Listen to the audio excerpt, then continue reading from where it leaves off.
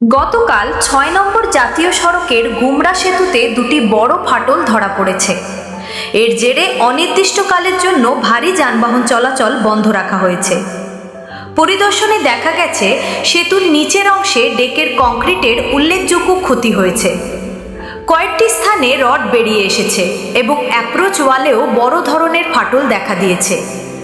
পরিস্থিতির গুরুত্ব বিবেচনা করে প্রশাসন দ্রুত ভারী যানবাহন চলাচলে নিষেধাজ্ঞা জারি করেছে। কিন্তু উদ্বেগের বিষয় হলো ৬ নম্বর জাতীয় সড়কের কালাইন থেকে মালিডোর পর্যন্ত আরও কয়েকটি গুরুত্বপূর্ণ সেতুও অত্যন্ত ঝুঁকিপূর্ণ অবস্থায় রয়েছে।